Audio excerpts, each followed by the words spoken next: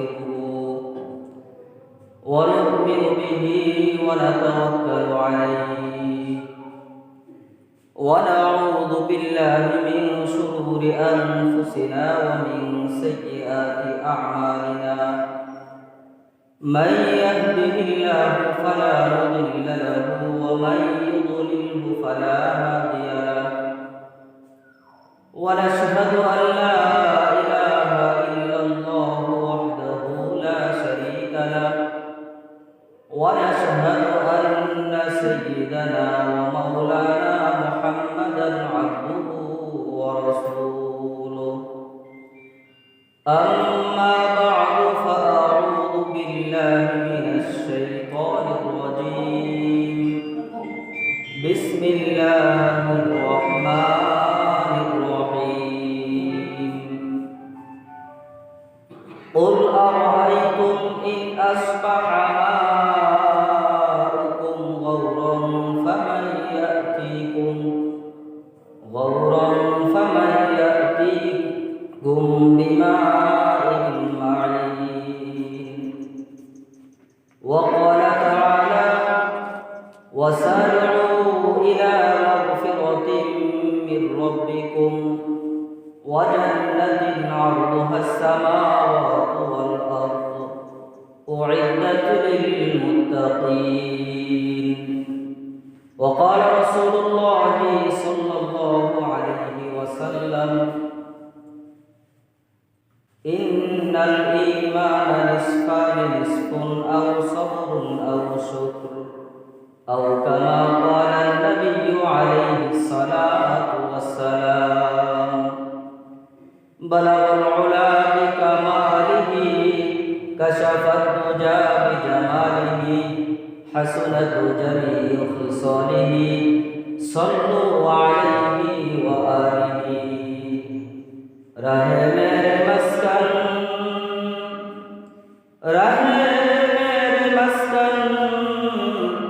हवाली काबा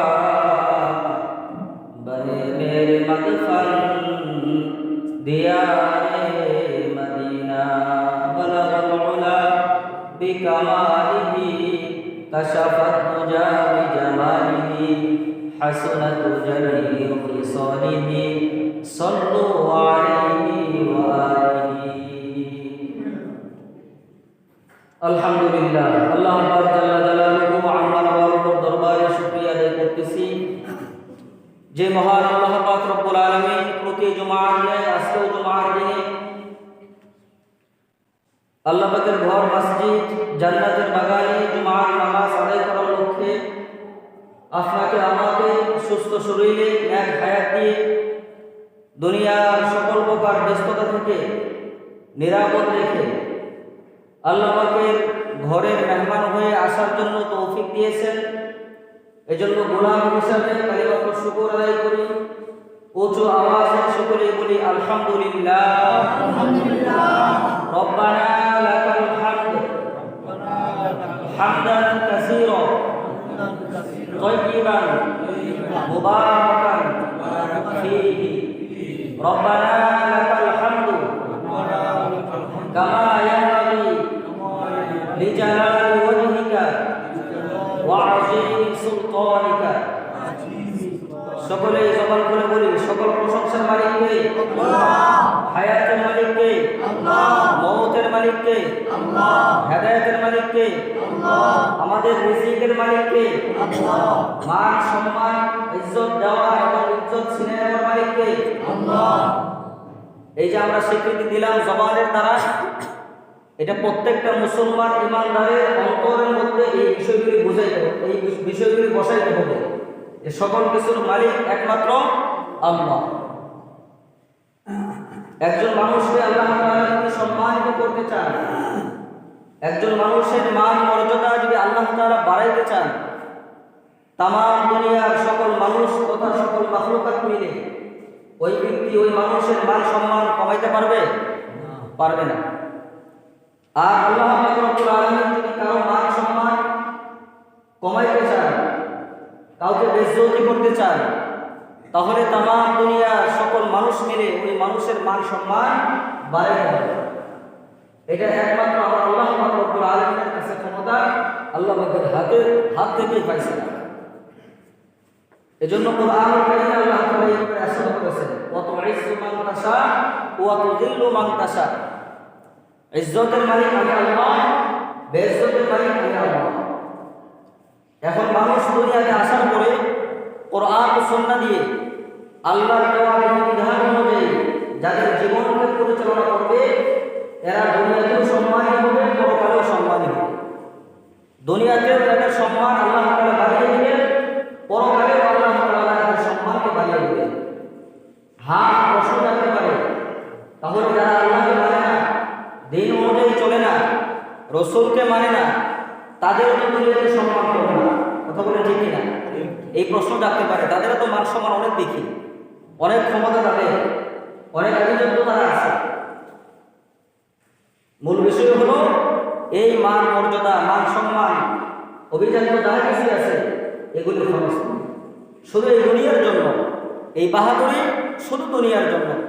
আল্লাহ তাআলা দুনিয়াতে তাদেরকে দিয়ে দিয়েছেন, পরকালে চোর পরিমাণ তাদেরকে কোনো বদলা, কোনো বিনিময় আল্লাহ তাআলা দিবেন না।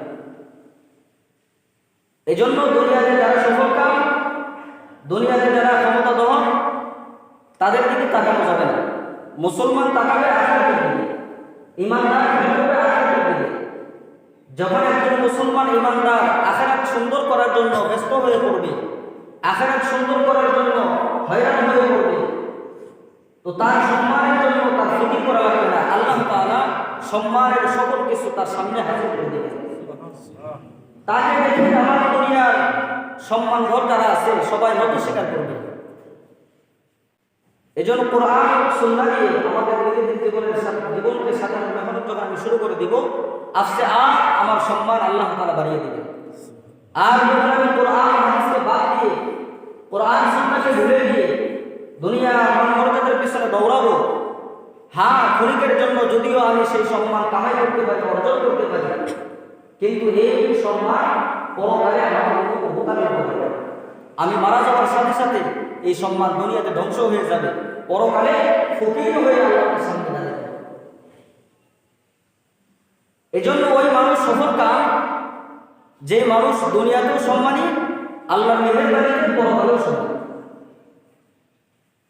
আবার সফলকামের মধ্যে আরেক শ্রেণীর মানুষ আছে যারা দুনিয়াতে বেশি সম্মানী না, দুনিয়াতে যাদের সম্মান কম, কিন্তু আল্লাহ তাআলার দরবারে তাদের সম্মান বেশি। এরা দুনিয়াতে যদিও ফকির, দুনিয়াতে যদিও অসহায়, কিন্তু হাসরের ময়দানে এরা এক একজন রাজা বাদশাহের মর্যাদায় আল্লাহ তাআলা তাদেরকে সম্মানিত করবেন। সুবহানাল্লাহ। এবং এই সমস্ত নিরীহ মানুষগুলি কাল কিয়ামতের ময়দানে দানবী ধনাঢ্য ব্যক্তি যারা আল্লাহর রাস্তায় বিশালভাবে ব্যয় করেছে, খরচ করেছে, এই সমস্ত দানবী ব্যক্তির চেয়ে 500 বছর আগে জান্নাতে চলে যাবে।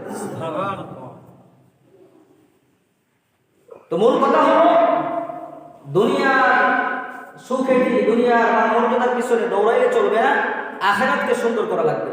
আমি আখিরাত সুন্দর করার মেহনত দিয়ে যখন মাঠে নামবো, তখন দুনিয়ার মর্যাদা এমনি আমার পায়ের কাছে আসবে। এটা মর্যাদা আদম থেকে শুরু করে এখন পর্যন্ত আল্লাহ তাআলা হাজারো নজির রেখেছেন, যে দ্বারাই আখিরাতকে প্রাধান্য দিয়েছে, দুনিয়াকে তুচ্ছ মনে করেছে। আল্লাহ এদের মর্যাদা রেখেছে, এমনভাবে এদের সম্মানিত করেছেন যে কিয়ামত পর্যন্ত যত মানুষ আসবে এদের নাম তাদের জবানে উচ্চারণ করবে। সকল নবীদের নাম কিয়ামত পর্যন্ত যত মানুষ আসবে সকলের জবানে উচ্চারিত হবে কি হবে না? তাহলে এর চেয়ে আর কি সম্মান? দুনিয়াতে যারা ক্ষমতায় থাকবে সম্মান অর্জন করে, এরা মারা যাওয়ার সাথে সাথে 2-4 জন মানুষ বলা বলি করে, এরপর আর কোনো তাদের প্রশংসা থাকে না, তাদের কোনো খবর থাকে না। কিন্তু দিনের সাথে যারা জড়িত, এরা যত ছোট হোক না কেন, যত ক্ষুদ্রই হোক না কেন, এদের মান মর্যাদা কোরআন ও হাদিসের সাথে মিশানো, এদের মান মর্যাদা কোরআন ও সুন্নাহর সাথে মিশ্রিত, যার কারণে কিয়ামত পর্যন্ত কোরআনের নাম মানুষের দিকে কোরআনের প্রশংসা করবে। কোরআনের সাথে যাদের জীবন লাগানো, কোরআন দিয়ে যাদের জীবনকে সুন্দর করেছে, এদের নামও কিয়ামত পর্যন্ত মানুষ ইচ্ছা থাকলেও নেবে, অনিচ্ছা সত্ত্বেও তাদের নাম নিতে বাধ্য হবে। কথা বলেন ঠিক কিনা? না নিয়ে কোনো উপায় নাই, নিতে হবে। আমি ইচ্ছে নেই অথবা অনিচ্ছে নেই, এই সমস্ত মনীষীদের নাম আমাদের নিতে হবে। তো সম্মানের মালিক আল্লাহ, বেইজ্জতি করার মালিকও আল্লাহ। এটা শুধু আজকে এখন থেকে নয়, এটা বোঝার জন্য আল্লাহ কোরআনুল কারীমে বিভিন্ন নবীদের ওয়াকিয়া বয়ান করেছেন। মানুষ কোনভাবে চলবে এর জন্য বিধিবিধান মাত্র দিয়েছেন 500 আয়াতের মাধ্যমে, আর 6166 আয়াতের ভিতরে আল্লাহ তাআলা ইতিহাস বয়ান করেছেন। কোরআনুল কারীম এটা জ্বলন্ত এক ইতিহাস। আজকে আমরা বিভিন্ন সময় বিভিন্ন ইতিহাস ফলো করি, বিভিন্ন ইতিহাস পড়ি, বিভিন্ন ইতিহাসের দিকে সময় ব্যয় করি, কিন্তু কোরআনুল কারীম যে আমাদের সামনে জ্বলন্ত এক ইতিহাস, এই ইতিহাস আমরা পড়ি না, এই ইতিহাস জানার চেষ্টা করি না, ইতিহাসকে নিয়ে কোনো সময় গবেষণা করি না। অথচ সম্পূর্ণ কোরআনুল কারীম একটি ইতিহাস। আপনি যেই বিষয়ে ইতিহাস খুঁজেন না কেন, সেই বিষয়ে কোরআনুল কারীমের মধ্যে ইতিহাস আছে, আছে না নাই?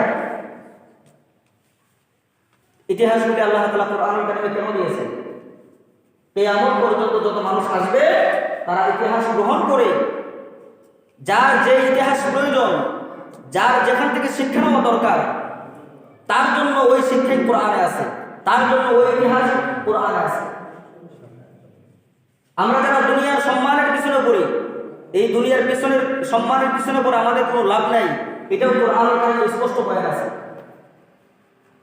নমরুদ, ফেরাউন, হামান, কারুন, যাদের নাম আমরা শুনে থাকি, এরা দুনিয়ার সম্মানের জন্য ব্যস্ত ছিল, দুনিয়ার সম্মান অর্জনের জন্য এদের সারাটা জীবন ব্যয় করেছে।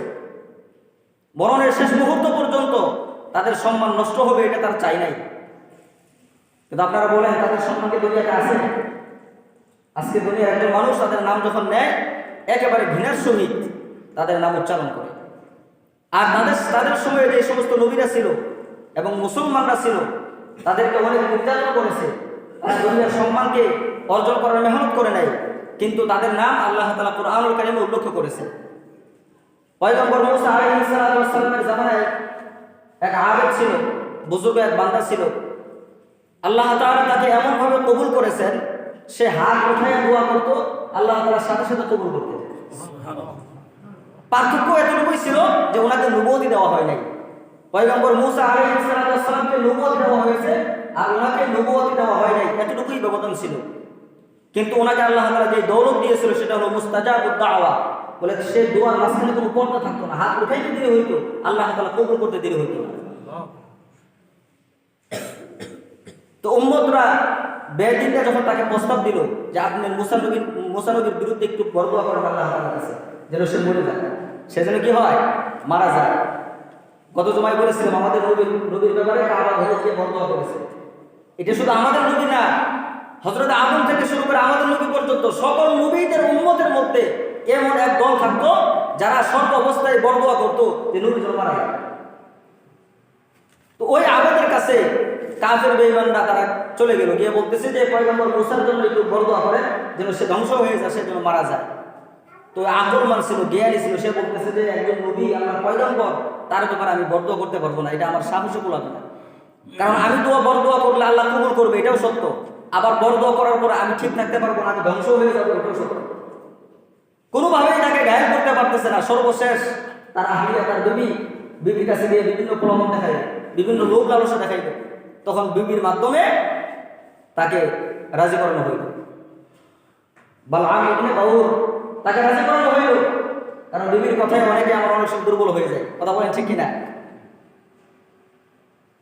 সন্তান একটা কিছু বাবার কাছে চাইলে বাবা যখন রাগ হয়, দিতে চাই না, তখন মায়ের কাছে বারবার তশকিল করে, মার হাতে ধরে, মার পায়ে ধরে যে এইটাই শেষ, বাবাকে বলে একটু কিনে দাও, এরপর আমি আর চাবো না।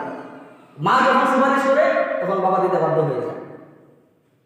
তো মহিলার কাছে স্বামী একটা দুর্বলতা আছে, এটা সকল ক্ষেত্রে, সবার জন্য।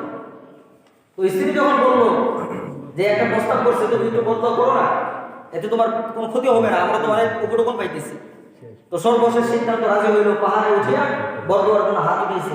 তো এমন সময় সে যে যানবাহনে যেতেছিল উঠে, এই উটও পাহাড়ে উঠতেছিল না, যে জায়গাতে দাঁড়ায় সে দোয়া করতো, এটা উঁচা জায়গা ছিল, ওই জায়গাতে উট উঠতে চাইতেছে না, এমন ভাবে পহর করেছে যে উটের চামড়া ফেটে রক্ত প্রবাহিত হইতেছে, এরপরও সে পাহাড়ের উপর উঠতেছে না। সর্বশেষ আল্লাহ তাআলার কুদরতে উটের জবান খুলে গেছে। ওর তখন ডাক দিয়ে বলতেছে, এ বালআম ইবনে বাউর, তুমি এই যে কাজের জন্য সাহসিকতা দেখাইতেছ, এটা ভালো নয়, এটা ভালো কাজ নয়। তুমি যদি বরদোয়া করো তাহলে তুমি নিজেও ধ্বংস হয়ে যাবে, তোমার সাথে যারা আছে তারাও ধ্বংস হয়ে যাবে, আমি উল্টো ধ্বংস হয়ে যাব। কিন্তু তার উটের জবানের কথা বালআম ইবনে বাউরের কর্মকৌশল হলো না, সে সেই কথা থেকে খেয়াল করলো না, কারণ তার দেমাগ মস্তিষ্ক বিকৃত হয়ে গেছে। মানুষ যখন বাতিল পথে চলতে থাকে, শয়তানের রাস্তায় চলতে থাকে, তখন আল্লাহ তাআলা তার মন মস্তিষ্ককে শয়তানের মন মানসিকতা অনুযায়ী করে দেয়। মানুষ যখন খারাপ পথে চলতে থাকে তখন সে ভালো আর বুঝতে পারে না, ভালোটা তার সামনে ধরা পড়ে না, তখন সে খারাপটাকে ভালো মনে করে, খারাপটাকে কি মনে করে?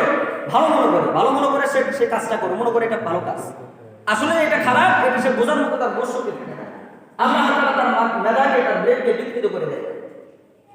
তো বালআম ইবনে বাউর যখন সব সাহস নিয়ে ওই জায়গা পর্যন্ত চলে গেছে, তার মস্তিষ্ক আল্লাহ তাআলা বিকৃত করে দিয়েছে, এখন সে ভালো মন্দ বুঝতেছে না। ওর যে আল্লাহ তাআলা কুদরতে জবান খুলে গেছে, ওর কথা বলতেছে, এইটা আর সে বুঝতেছে না, সে অনুধাবন করতেছে না। তো সর্বশেষ যখন সে জায়গায় গিয়ে উনি হাত উঠাবেন, এমন সময় হাত উঠায় যখন ওনার জবান থেকে বাক্য বাইরে হয়ে গেছে, তখন আল্লাহ তাআলার কুদরতে তার জিহ্বা নিচের দিকে ঝোলা শুরু করছে, নিচের দিকে ঝুলতে ঝুলতে তার পা পর্যন্ত জিহ্বা মাটির সাথে ঠেকে গেছে। এরপরও সে বরদোয়া বলতে পারে না, নাউজুবিল্লাহ জোরে বলেন। জিহ্বা এত বড় হয়ে গেছে, সচক্ষে সে তাকায় দেখতেছে, তারপরেও সে ওই বরদোয়া থেকে বিরত হয় নাই। কেন হয় নাই? বলে তার মস্তিষ্ক আল্লাহ তাআলা বিকৃত করে দিয়েছে, মস্তিষ্ক নষ্ট হয়ে গেছে। তো যা হোক, বরদোয়া করলেন, বরদোয়া করে কি পয়গম্বর মুসা আলাইহিস সালামকে ধ্বংস করতে পারছে? কথা বলেন, পারছে? কারণ মুসা আলাইহিস সালামের সম্মান কে বাড়াইছেন? আল্লাহ। আর জোরে বলেন, কে বাড়াইছেন? আল্লাহ। আল্লাহ তাআলা পয়গম্বর মুসার সম্মান বাড়িয়ে দিয়েছে। তারা বরদোয়া করে চুল পরিমাণ সম্মান নষ্ট করে নাই, বরঞ্চ যারা ষড়যন্ত্র করেছে তারাই ধ্বংস হয়ে গেছে, তারাই ধ্বংস হয়ে গেছে। ইব্রাহিম আলাইহিস সালাম ওনার ব্যাপারেও ষড়যন্ত্র করেছে, সর্বশেষ আগুনের মধ্যে ওনাকে নিক্ষিপ্ত করা হয়েছে। ওই আগুনের মধ্যে আল্লাহ তাআলা তাকে হেফাজত করছেন, সম্মান বাড়িয়ে দিয়েছেন। নমরুদের মেয়ে দেখার জন্য গিয়েছে যে দেখি কি অবস্থায় আগুন জ্বলতেছে। তো আল্লাহ তাআলা নমরুদের মেয়ের ভিতরে বুঝ দান করছে, ইব্রাহিমের জন্য পাগল হয়ে গেছে যে আগুনের ভিতরে ফুলের বাগান, এই ফুলের বাগানে যে ব্যক্তি বসে আছে এ তো পাগল না, এ তো বাতিল না। নমরুদের মেয়ে ইব্রাহিমের প্রেমে পড়ে গেছে, আসক্ত হয়ে গেছে। সর্বশেষ সিদ্ধান্ত দিয়েছে, তার ব্যক্তি সে পেশ করেছে, আমি ইব্রাহিমকে বিবাহ করব। তাকে ধমকি দেওয়া হয়েছে যে তাকে তুমি বিবাহ করো, তোমাকে হত্যা করা হবে। সে বলতেছে, আমাকে হত্যা করুন, আমার কোনো আপত্তি নাই, আমি যে সিদ্ধান্ত নিয়েছি ইব্রাহিম নবীকে আমি বিবাহ করব। তো আল্লাহ তাআলা সবর করলে এবং হকভাবে চললে সম্মান যে বাড়িয়ে দেয়, এটা এগুলি তার প্রমাণ। এই সমস্ত ইতিহাস আমরা বহুবার শুনি, অন্তর থেকে অন্তরে কান দিয়ে শুনি না এবং নিজের ভিতরে ঢুকাই না। প্রত্যেকটা ঘটনার মধ্যে একটা শিক্ষা আছে, আমরা শিক্ষা গ্রহণ করার চেষ্টা করি না, যার কারণে আমাদের মধ্যে ইসলাম হয় না, পরিবর্তন হয় না।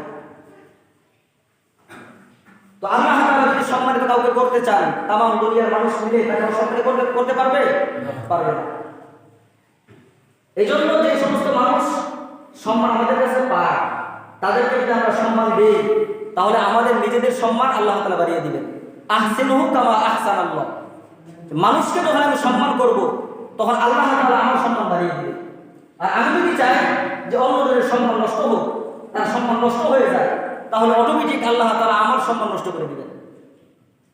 এজন্য আমাদের প্রত্যেকটা কাজে, সামাজিক যে কোনো কাজ হোক, আমার নিজের পারিবারিক কাজ হোক, সকল ক্ষেত্রে, সকল কাজের ক্ষেত্রে আমরা কেউ কাউকে ছোট করবো না। চেষ্টা করবো যে তার সম্মান সঠিক জায়গায় থাকুক, তার সম্মান তার জায়গাতে থাকুক, আমি তার সম্মান দিয়ে সিনেমিনি ফেলবো না।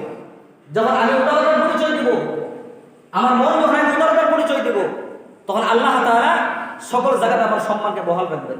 আমি যেটুকু সম্মানের অধিকার রাখি, আমার হক আল্লাহ তাআলা প্রাপ্য সঠিকভাবে আদায় করে দিবেন। আমাকে কারো কাছে বেইজ্জতি করবেন না। এই জন্য হাজারো নিয়ামতের মধ্য থেকে আল্লাহ তাআলা আমাদের এই দুনিয়াতে পালতেছেন। গত জুমায় এই বিষয়ে আলোচনা করতেছিলাম, আজকে সেই বিষয়ে কিছু বলবো। একটি নিয়ামত হলো আমাদের জন্য সবচেয়ে বড় নিয়ামত, সেটা হলো পানি।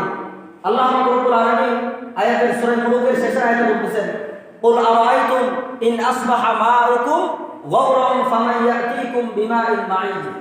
আমি আল্লাহ যদি পানির নহরগুলি বন্ধ করে দিই, ভূগর্ভ থেকে পানি যদি বাহির না করি, তাহলে তোমাদের সামনে এই পানির সুতা দ্বারা কে বাহির করে দিবে?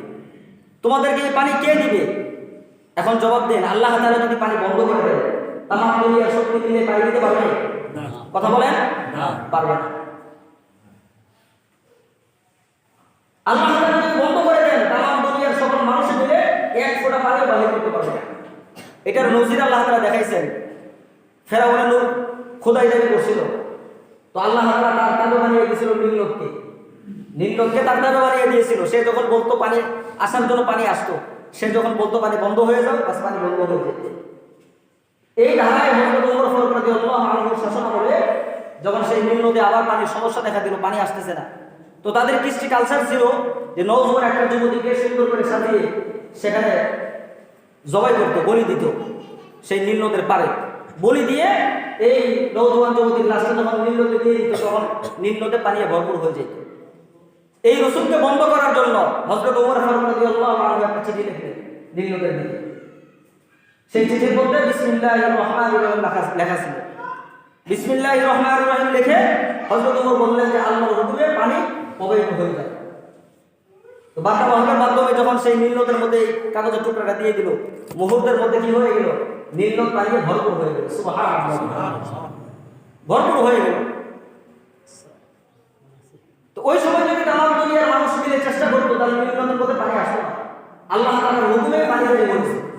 এই জন্য আল্লাহ তাআলা এই নিয়ামতকে স্মরণ করাই দিতেছেন যে এটা এমন একটা নিয়ামত, এই নিয়ামত যদি এক সপ্তাহ সারা দুনিয়াতে বন্ধ থাকে, এই এক সপ্তাহের মধ্যে যদি পানি কোথাও খুঁজে না পাওয়া যায়, আমাদের বাঁচা মুশকিল হয়ে যাবে। কথা বলেন ঠিক কিনা? পানি ছাড়া বাঁচা মুশকিল হয়ে যাবে। এটা বোঝার জন্য সাহাবায়ে কেরামদের জীবনে আল্লাহ তাআলা এমন কিছু মুহূর্ত দিয়েছেন, এমন কিছু ঘটনা ঘটাইছেন যেন সাহাবায়ে কেরামদের জীবনী থেকে আমরা শিক্ষা নিতে পারি। জিহাদের ময়দানে চলে গেছেন, পানির কোনো ব্যবস্থা নাই, পানির কোনো ব্যবস্থা নাই, পানির জন্য কাতরাই দিয়েছে, পানি পানি বলতেছে। সকল পানির মস্ক একত্রিত করে অল্প একটু পানি বাহির হয়েছে, নিগড়ায় নিগড়ায় পানি বাহির করছে। তো যিনি পানি পানি করে চিল্লাইতেছে, ওনার কাছে গিয়ে বলতেছে পানি পান করে। উনি পানির পেয়ালা মুখের সামনে নিচে পানি পান করবে, এমন সময় আরেকজন পানির জন্য ডাক দিয়েছে যে পানি পানি। উনি বলতেছে আমার ভাইকে পানি দিয়ে দেয়, আমার পানি দরকার নাই। এরপরে যখন পানির পেয়ালা ওই সাহাবীর সামনে চলে গেল, সাহাবী পানি পান করবে, এমন সময় দূর থেকে আবার আওয়াজ আসছে পানি পানি পানি করে চিল্লাইতেছে। সাহাবী বলতেছে আমার পানি দরকার নাই, আমার ভাইকে পানি দিয়ে দাও। এইভাবে 7 জন পর্যন্ত পানির পেয়ালা ধরেছে। 7 জন শেষ হইয়া প্রথমবার যে পানি চেয়েছে তার কাছে আবার পানির পেয়ালা চলে আসছে। যখন পানির পেয়ালা তার কাছে চলে আসছে, আয়েশা দেখে আল্লাহর বান্দা আর দুনিয়াতে নাই। এভাবে 7 জনই শহীদ হয়ে গেছে, পানি কেউ পান করতে পারে না। তাহলে বোঝা গেল পানির মূল্য আমাদের জন্য এত বেশি। বলে একটা মাছের জন্য যেরকম পানির প্রয়োজন, পানি ছাড়া মাছ বাঁচতে পারবে না, সেই পুকুরে সে জীবিত থাকতে পারবে না। তো দুনিয়াতে আমাদের জীবনকে চলার জন্য, আমাদের জীবন সতেজ থাকার জন্য, আমাদের জীবনটা সবল থাকার জন্য পানি একটা জরুরি বিষয়। এই পানি ছাড়া আমাদের জীবন অচল। তো আল্লাহ তাআলা পানির দিকে খেয়াল করে বলতেছেন, কুল আরাআইতুম ইন আসবাহা মাউকুম গাওরান ফামান ইয়াতিকুম বিমাইন মাইন। এই তামাম দুনিয়ার বান্দারা, তোমরা একটু চিন্তা করো, আমি আল্লাহ তোমাদের জন্য পানিকে সহজ করে দিয়েছি, পানিকে উন্মুক্ত করে দিয়েছি। যদি একটা সিস্টেম থাকতো, একটা জেলার মধ্যে একটা পুকুর, এই পুকুর থেকে 1 বালতি করে পানি নেওয়া লাগবে আর 500 করে টাকা দেওয়া লাগবে, এরকম সিস্টেম যদি থাকতো, তাহলে বলেন আমাদের কষ্ট হইতো কিনা? কথা বলার কষ্ট হইতো কিনা? গতকাল পানি কিনবো, যাদের টাকা থাকতো না, পানি কেনার জন্য টাকা থাকতো না, আর পানি পান না করে তারা ইন্তেকাল করতো, মারা যাইতো। আল্লাহ তাআলা এই নিয়ামতের দিকে খেয়াল করে বলেন, তোমরা কেমনে নিমুখারামি করো, কেমনে তোমরা আমার নিয়ামতকে ভুলিয়া যাও। এত বিশাল একটা নিয়ামত তোমাদেরকে দিয়েছি, আর কালকে আমাদের ময়দানে আল্লাহ তাআলা 1 গ্লাস পানির জন্য হিসাব নিবে।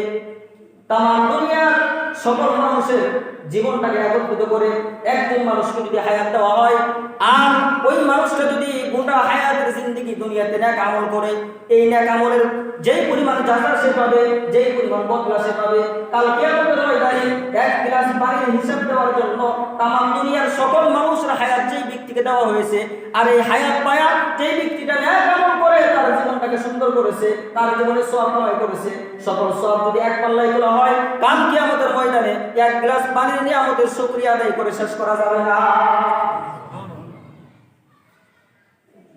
তামাম দুনিয়ার সকল সকল মানুষের হায়াত যদি একজনকে দেওয়া হয়, আর এই একজন যদি সারাটা তার জিন্দেগি যদি এক আমল দিয়ে কাটিয়ে দেয়, তাহলে কি পরিমাণ সব সেটা অর্জন করবে, কামাই করবে। আল্লাহ রাসূল বলতেছে ওই ব্যক্তির সব এক পাল্লায় উঠাইলে আমরা যে পানি পান করতেছি, এক পিয়ালা পানির নিয়ামতের শুকরিয়া হিসাব আল্লাহ তাআলার কাছে আমরা দিয়ে শেষ করতে পারবো। এজন্য আল্লাহ তাআলা এই নিয়ামতকে খেয়াল করে বলতেছে, তোমরা এই নিয়ামতের দিকে তাকাও।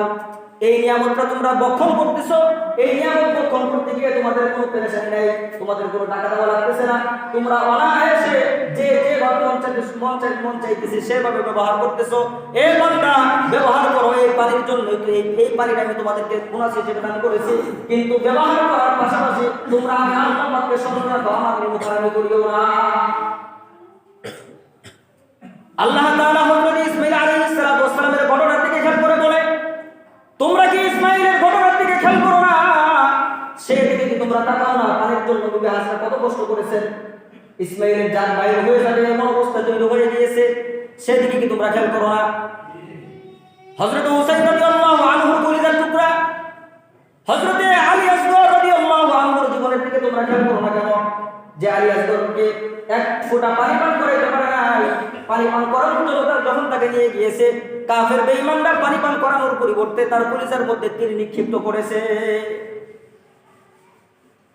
তো সেই নিয়ামতের দিকে তোমরা কেন খেয়াল করো? আল্লাহ তাআলা এই পানির নিয়ামতকে দিয়ে সকল মানুষকে নসিহত করতেছেন যে তোমরা এই নিয়ামতের দিকে খেয়াল করো। এই নিয়ামত গ্রহণ করে তোমাদের জন্য দেওয়া হয়েছে, এর কোনো বিনিময় আমি চাই না, তোমরা এই পানিটাকে সঠিকভাবে ব্যবহার করো।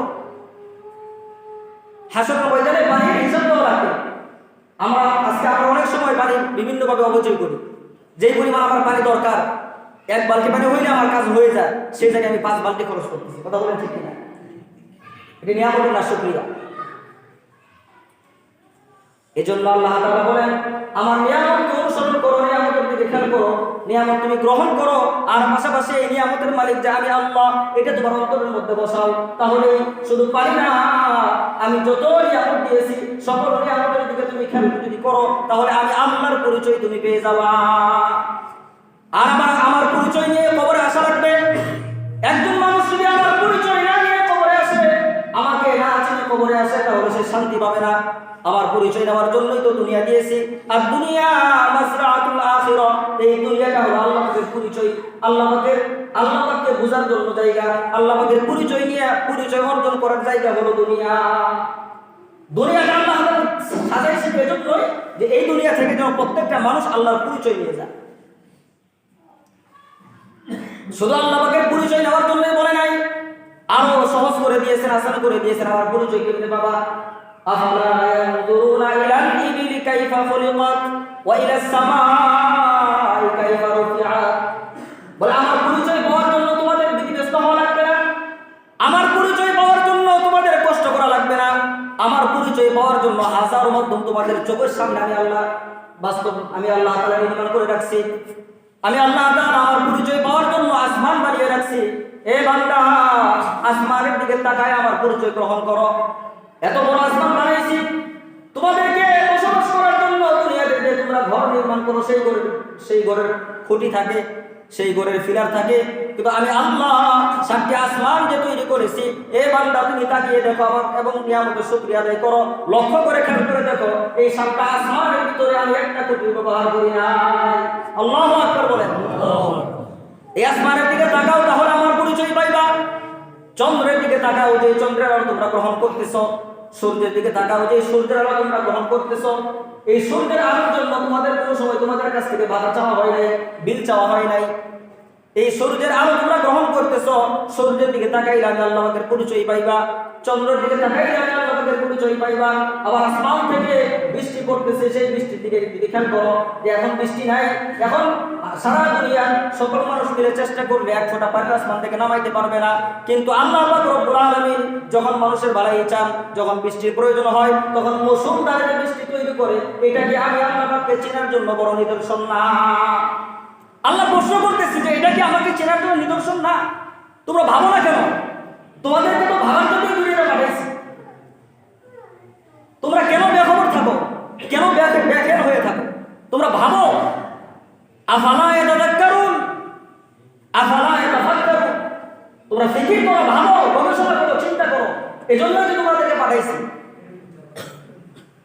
আল্লাহ তাআলা যেই ভাবার জন্য, আল্লাহকে বোঝার জন্য, আল্লাহকে নিয়ে ভাবার জন্য আল্লাহ তাআলা দুনিয়াতে পাঠাইছেন। কিন্তু আমরা মানুষ যাকে ভাবার জন্য দুনিয়াতে পাঠাইছে তাকে না ভাবিয়া, তাকে নিয়ে চিন্তা না করিয়া তার মাখলুকাত নিয়ে আমরা ভাবা শুরু করে দিয়েছি। কথা বলেন ঠিক কিনা? যে সমস্ত মাখলুককে আল্লাহ তাআলা দুনিয়াতে সৃষ্টি করছেন, যেগুলি এই মন মুগ্ধকর দৃশ্য, এগুলি দেখে আমরা গবেষণা করি, চিন্তা করি এটা কত সুন্দর। কিন্তু এই সুন্দরের পিছনে কার হাত লাগানো আছে?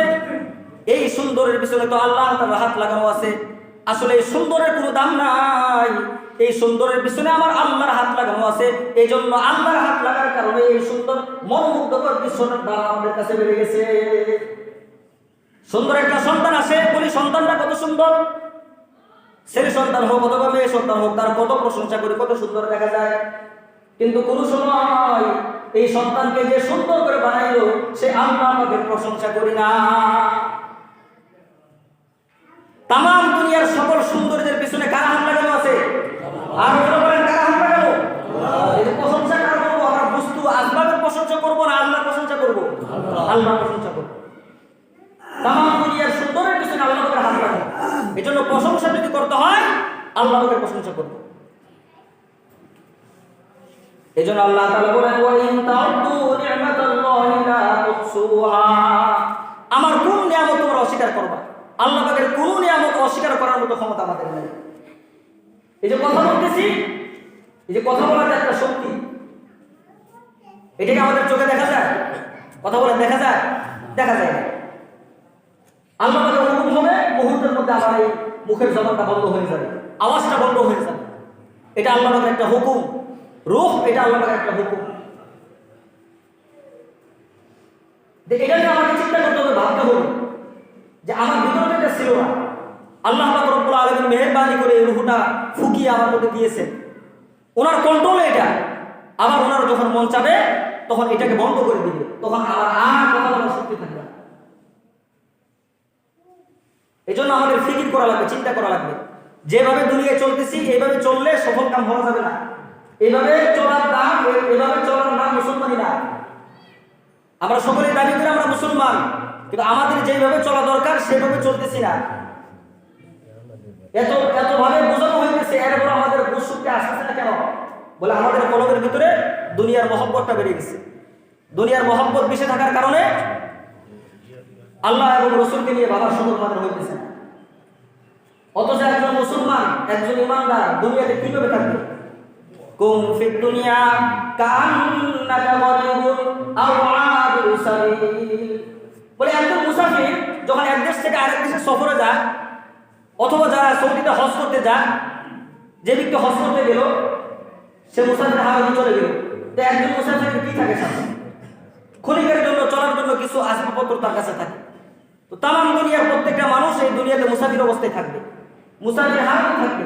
মুসাফির হারাতে থেকে যার জীবনটা সে ব্যয় করতে পারবে, ইমান ও আমল মজবুত নিয়ে যে কবরে যেতে পারবে, যার আসবাবপত্র যত কম থাকবে হাসরের ময়দানে তার হিসাব তত কম হবে। সুবহানাল্লাহ। হাসরের ময়দানে হিসাব তত কম হবে। আর যার যত আর্থিক সচ্ছলতা বেশি থাকবে, ধন দৌলত বেশি থাকবে, তার হিসাব তত কঠিন হবে। হ্যাঁ, এখানে একটা সুযোগ আছে, যার আর্থিক সচ্ছলতা বেশি, ধন দৌলত বেশি, সে যদি আবার আল্লাহর রাস্তায় বেশি খরচ করে তাহলে তার হিসাব কম হবে। সুবহানাল্লাহ। তো মৌলিকভাবে একটি কথাই সকলের কাছে থাকবে, সেটা হলো আমরা যেভাবে চলতেছি আমাদের ধারাটা একটু পরিবর্তন করতে হবে। আমলের দিকে আমাদের ধারিত বেশি হইতে হবে। আমলের দিকে কিন্তু আমরা খুবই কম, খুবই দুর্বল।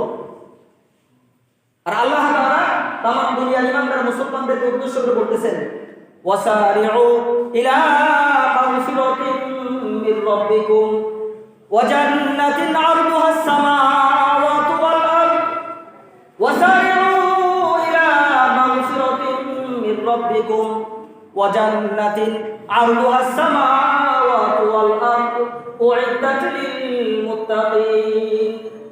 আল্লাহ তাআলা বলেন ওয়াসারিউ, তোমরা দৌড়াও, প্রতিযোগিতা করো, দৌড়াও, কে কার আগে যাইবা। ওয়াসারিউ ইলা মাগফিরাতিন মির রাব্বিকুম, তোমরা প্রতিযোগিতামূলক দৌড় দাও, কে কার আগে দৌড়াইয়া যাবা। এখন আমরা কোন দিকে দৌড়াইব? দুনিয়া কামাই করার জন্য নাকি আল্লাহকে পাওয়ার জন্য? আর রাসূল বলেন কাকে পাওয়ার জন্য? আল্লাহকে পাওয়ার জন্য। আল্লাহ তাআলা तमाम দুনিয়ার ঈমানদারদেরকে আদেশ করে বলতেছেন ওয়াসারিউ ইলা মাগফিরাতিন মির রাব্বিকুম, তোমরা দৌড়াও, প্রতিযোগিতা করো ইলা মাগফিরাতিন মির রাব্বিকুম, তোমাদের রবের মাগফিরাতের দিকে, রবের মাগফিরাতের দিকে তোমরা দৌড়াও। কারণ তোমরা ভালো করে জেনে রাখো, তোমাদেরকে ক্ষমা করার মতো, তোমাদেরকে মাগফিরাত দেওয়ার মতো আল্লাহ তাআলা ছাড়া দ্বিতীয় আর কোনো ইলাহ নাই। আমাদেরকে মাফ করবেন, এই মাফ করার মতো আল্লাহ তাআলা ছাড়া দ্বিতীয় আর কোনো আল্লাহ আছে? কথা বলেন আছে? নাই। তো আল্লাহ তাআলা যদি আমাদেরকে ক্ষমা করেন, আল্লাহ তাআলা যদি আমাদেরকে মাফ করেন, তো সেই ক্ষমার আশা নিয়ে, মাগফিরাতের আশা নিয়ে আমরা ছুটবো কার কাছে? কথা বলেন, কার কাছে ছুটবো? আল্লাহর কাছে। কি দিয়ে ছুটবো? কি নিয়ে ছুটবো? নেক আমল নিয়ে ছুটবো। নেক আমল ছাড়া আল্লাহ পাকের কাছে ছুটা যাবে না। একজন সন্তান বাবাকে খুব মহব্বত করে, খুব ভালোবাসে, বাবার ঘরে খাদ্য দেয়, মার ঘরে খাদ্য দেয়, কিন্তু সে খুব মহব্বত করে ভালোবাসে। এখন বাবার যেটা প্রয়োজন, মার যেটা প্রয়োজন, খাদ্য আসবাবপত্রের প্রয়োজন, এগুলি না নিয়ে এসে বাবা মার কাছে গিয়ে খুব প্রশংসা করতেছে, বাবা মা খুশি হবে? কথা বলেন। বাবা মার যেটা প্রয়োজন, সেই প্রয়োজন সন্তান যখন হাতে নিয়ে বাবা মার সামনে হাজির হবে, তখন ওই সন্তানের প্রশংসা করা লাগবে না। বাবার প্রয়োজন যখন মিটে যাবে, মার প্রয়োজন যখন মিটে যাবে, তখন সন্তানের উপর বাবা মা এমনি খুশি হয়ে যাবে। তো আল্লাহ তাআলা বলেন মাগফিরাত আমার কাছে চাও, আমার কাছে দৌড়ে আসো মাগফিরাতের জন্য, খালি হাতে আসলে চলবে না। যখন আমি তোমার হাতে নেক আমল পাবো, ওই নেক আমলকে উসিলা করে তোমার জীবনের সকল গুনাহ আমি আল্লাহ মাফ করে দিব। ইলা মাগফিরাতিন মির রাব্বিকুম ওয়া জান্নাতিন, এবং আমার জান্নাতের মেহমান হিসেবে তোমাকে কবুল করে নেব। মুআজ্জাজ হাজিরিন, আল্লাহ তাআলা আমাদের সকলকে নেক আমলের দিকে দৌড়ানো এবং প্রতিযোগিতায় নেক আমল করা এবং মাগফিরাতের দিকে দৌড়ানোর জন্য আল্লাহ তাআলা তৌফিক দান করুন। এবং বিশেষভাবে যে কথাটা বারবার বলেছি যে পানি যে একটা নিয়ামত, আমাদের জন্য বড় নিয়ামত, আমরা এটা ফ্রি ব্যবহার করতেছি, এটা আমরা যেন অপচয় না করি, এটা অপচয় না করে। আর পানিটা যখন আমরা ব্যবহার করব, পান করব, গোসল করব, আমাদের জরুরত মিটাবো, সাথে সাথে ওই সময় চিন্তা করবো যে এই পানির জন্য কত সাহাবায়ে কেরামের জীবন চলে গেছে, এই পানির জন্য ইমাম হোসেন শহীদ হয়ে গেছে, তার কলিজার টুকরা সন্তান শহীদ হয়ে গেছে, এই পানির জন্য নবীরা কষ্ট করেছে, এই পানির জন্য হযরত মুসা আলাইহিস সালাম তুর পাহাড়ে বরকত করেছে। এই নিয়ামত আল্লাহ তাআলা আমাদেরকে দিয়েছেন, এটা যেন অপচয় না হয়। এই চিন্তা নিয়ে যখন আমরা পানি ব্যবহার করব, তখন আমার দ্বারা পানি অপচয় হবে। আর পানির মালিক যে আল্লাহ, সেই আল্লাহর নিয়ামতের শুকরিয়া আদায় হবে।